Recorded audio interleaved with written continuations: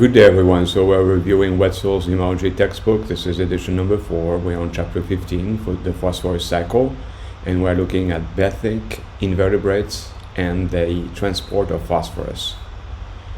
Dominant macroinvertebrate groups can include the oligochaete worms, amphipods, bivalve mollusks, mayflies, and immature chironomids midges. All inhabit and feed in the sediments differently.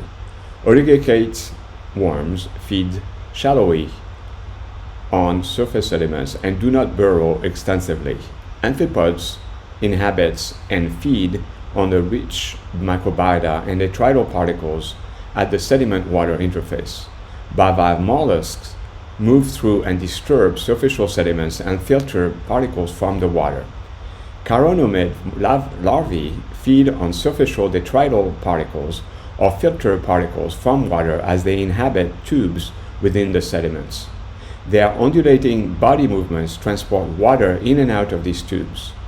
As populations of benthic invertebrates develop, phosphorus is incorporated into the fauna from the organic material fed upon in the sediments. Absorption or direct assimilation of inorganic phosphorus is quantitatively insignificant, at least among the macrocrustaceans. Ingested materials, however, are partially digested and releases feces that can accelerate the microbial regeneration of nutrients. Direct excretion of dissolved phosphorus, largely as inorganic phosphorus, occurs in small quantities. Rates decrease markedly at temperatures below 15 degrees centigrade. The movement of water by the respiratory and feeding activities of macroinvertebrates is often invoked as a primary means of transporting interstitial water of higher nutrient content from microbial remineralization activities in the sediments to the overlying water. Considerable experimental evidence supports such advective movement of water and particles mediated by benthic animals. For example, chironomid midge larvae and mayfly nymphs can cause increases in the phosphorus content of the overlying water. Larger species cause a greater effect. The release of total phosphorus increased approximately linearly over a range of 0 to 6,585 larvae per meter square. In contrast, Davis showed that tubificid worms only slightly influence phosphorus release and may actually enhance phosphorus deposition at the sediment-water interface. Most of the phosphorus released to the overlying water was as SRP, which is readily inactivated chemically under oxidizing conditions or is readily assimilated by bacteria or algae if light is available. Under oxygenated conditions of the sediment water interface only when larval invertebrates densities reach extreme levels greater than 100,000 meters squared. Do the activities influence the transport of phosphorus across the sediment water interface. Density of large mayfly nymph of 417 per meter square result in significant release of phosphorus. The role of macroinvertebrate activity at the sediment water interface is unclear in relation to the transport of phosphorus to the water. Ciliates associated with the sediments are capable of hydrolyzing dissolved organic acids and releasing inorganic phosphate into the water. Low oxygen concentrations, however, not only produce an unfavorable environment for most ciliates, but also inhibits the release of phosphate by the cells. Negatively photoactic cladoceran and mysid zooplankton, which migrate to the sediment interface region during daylight, presumably feed actively on the rich microbiota of that region. The extent of phosphorus transport to the epilimnion during their subsequent nighttime migration is unknown, but worthy for further investigation. Although the experimental addition of snails and ostracod macrocrustaceans to the sediments altered plankton abundance in ponds, these benthic organisms produce no corresponding changes in uptake rates of phosphorus in open water. When benthic invertebrates emerge as adults, they may immigrate from the sediment, thereby transporting phosphorus to other compartments of the ecosystem. For example, in streams, a significant upstream migration of phosphorus by fish and invertebrates has been found. However, this displacement of phosphorus by invertebrates plays only a small part in the overall quantitative cycling of phosphorus in aquatic ecosystems. Contributions of birds and fishes to nutrients loading and cycling. Vertebrate excreta, particularly of birds, are well known to import large quantities of nutrients, especially nitrogen and phosphorus, to inland waters. Nutrient loadings from waterfowl can be large as well as highly variable seasonally in relation to behavioral and migratory patterns of the use of rivers, wetlands, and lakes. A few examples illustrate the potential magnitude of nutrients loadings. In wintergreen Lake, southwestern Michigan, Canada geese and ducks contribute 69% of all carbon, 27% of all nitrogen, and 70% of all phosphorus that entered the lake from external sources. In a small kettle seepage lake of Massachusetts, nearly half the annual loading of phosphorus resulted from 2 species of gulls. Up to 37% of the annual inputs of nitrogen and 95% of phosphorus of the largest natural lake in France, Grand-Lieu, emanate from large concentration of resident and migratory birds. Many other examples exist, but eutrophic conditions uniformly result from such high external loadings. Waterfowl loadings must be incorporated into nutrient load response models as proposed by Manny et al. In order to accurately evaluate levels of eutrophication under high bird use environments. The relative impacts of waterfowl on the nutrient dynamics of a lake will be heavily influenced by the size and morphology of the lake. Fish can impact the distribution of phosphorus and nitrogen in aquatic ecosystems in several ways. As we will see in subsequent discussions, the total amount of phosphorus in fish communities is small in comparison to other inorganic and organic pools in lake ecosystems. However, fish activities can promote and accelerate the transport of phosphorus and nitrogen from sediments to overlying water. In particular, the feeding activities by benthic fishes such as carp and bullheads can distribute sediments and increase diffusion to overlying waters. Some phosphorus and nitrogen obtained from food and detrital sources in the sediments can be transported into the upper strata of lakes, and a portion released as soluble phosphorus and ammonia and urea nitrogen with urine and feces. When external loadings to lakes are small, as in dry summer periods, these internal redistributions can be important for planktonic algae and other microbiota. Similarly, in streams, fish-derived nitrogen and phosphorus can be moved upstream for large distances by migrating salmon and subsequently released and recycled for use by microbiota, algae, and macroinvertebrates. Feeding history affects the nitrogen-phosphorus ratios of fish excrements. For example, rates of phosphorus excretion decrease more rapidly after feeding than those of nitrogen, and hence the nitrogen-phosphorus ratio of excrements increase with time from feeding. As discussed earlier, fish predation induced shift in the size structure of zooplankton communities can alter rates of sedimentation of cestone from the epilimnetic trophogenic zone. Thus, loss rates of phosphorus via sedimenting cestone can decline somewhat with a shift by predation to smaller sized plankton. These effects appear to be significant only in various oligotrophic lakes. Other large invertebrates can influence phosphorus and other nutrient loadings to small waters.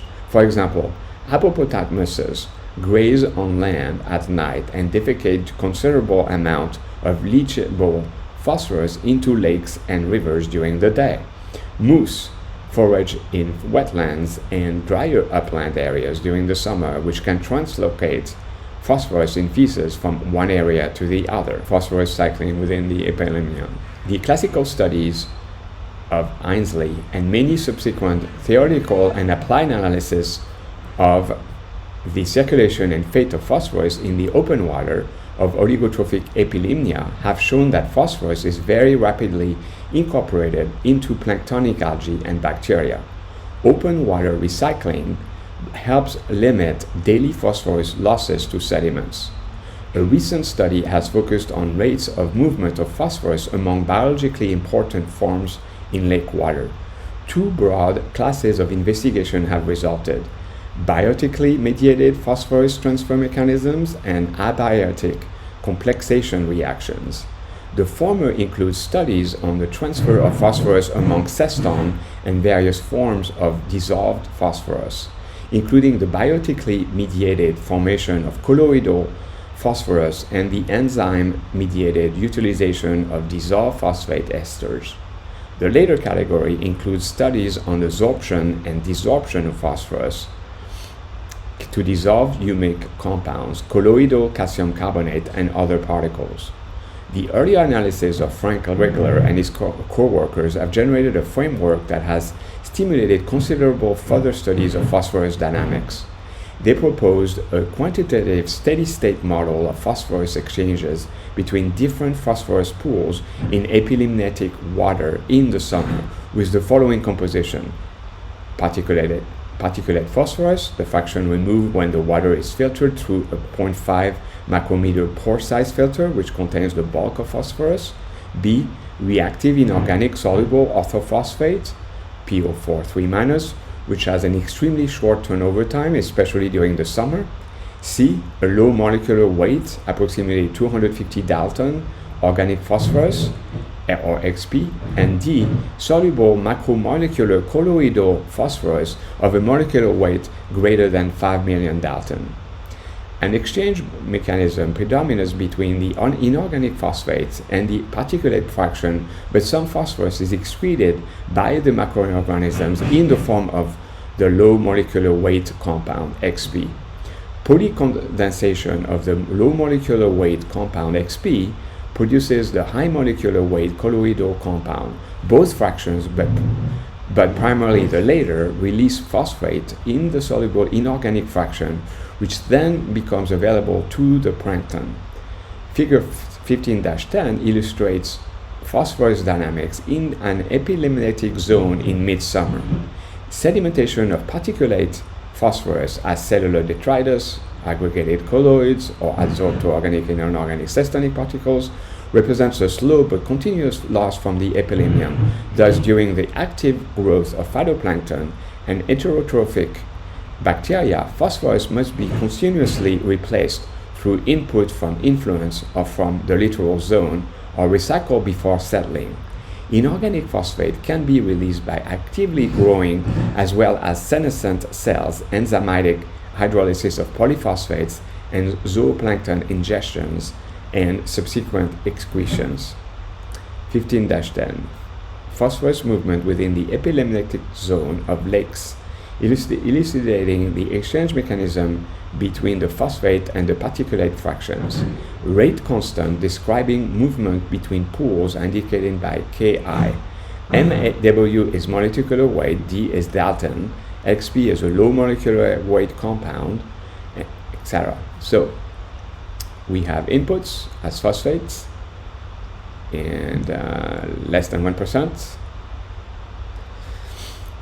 Then we have uptake here into colloidal phosphorus with losses, and that is, then we have also an uptake, a faster uptake to particulate phosphorus compared to colloidal phosphorus that is uptaken by plankton and other cestone, and then we have losses of that, some of the losses of that fraction to sedimentation and outflows, and then also release to low molecular weight phosphorus. Then that low molecular weight phosphorus can either undergo hydrolysis or condensation to colloidal phosphorus, or hydrolysis into phosphate. And particulate phosphorus also can be released through this mechanism, which is opposite to the uptake mechanism for that is uptake from inputs to particulate phosphorus. In experimental systems, much of the colloidal fraction settles out and becomes biologically unavailable after 1 to 5 days. Other workers, however, have shown that high molecular weight colloidal phosphorus compounds can be used directly as phosphorus source by algae possessing alkaline phosphate enzymatic activity. These rates of particulate loss are congruous with those found in natural waters to which phosphorus additions have been made. From these initial insights into and subsequent studies on the cycling of phosphorus in open water, it is apparent that cestonic organic phosphorus must be separated into at least 2 fractions. A rapidly cycled fraction, which is exchanged with soluble forms. In this fraction, phosphate is transformed rapidly through the particulate phase to low molecular weight compounds. And B, a fraction of the cestonic phosphorus that is released more slowly. The transfer of colloidal phosphorus material from the phytoplankton to the water appears within minutes after the uptake of soluble phosphate by bacteria and algae. In addition to the formation of high molecular weight, fibrillar, and amorphous particles of colloidal size, bacteria and algae excrete significant amounts of dissolved organic phosphorus compounds. As discussed later, the uptake of phosphate is greater by bacteria than algae, but since algal biomass is greater than bacterial biomass, algal phosphate incorporation usually dominates uptake and release pathways in the epilimnium. The uptake and turnover kinetics of phosphorus have been studied in a number of lakes of low to high productivity and at different seasons of the year. Phosphorus turnover rates are extremely rapid in the summer periods of high demand, warm temperatures, and relatively low loading inputs, but become as much as 2 orders of magnitude slower during the winter periods. Phosphorus turnover rates are faster under more oligotrophic conditions of greater phosphorus deficiency. Phytoplankton contain many complex phosphorus esters and so esters, for example, sugars, phosphate, nucleotides, phosphates, and polyphosphates. These low molecular weight phosphorylated compounds can be released into freshwater upon cell death or by the active release by microorganisms. A very large portion, greater than 50% of the phosphorus content of algal cells, can be lost during sedimentation over a period of several days, but daily losses are typically less than 2%. So before we move on, let's look at this table 15-10, turnover times of phosphates in fresh waters. So we have the lakes on the left here, we have the turnover time, and then the source. Okay. So the lake, for example, Lake Maggiore in Italy, in the hypolimnion, the turnover time of phosphates in minutes is up to 100,000 minutes. So very, very low.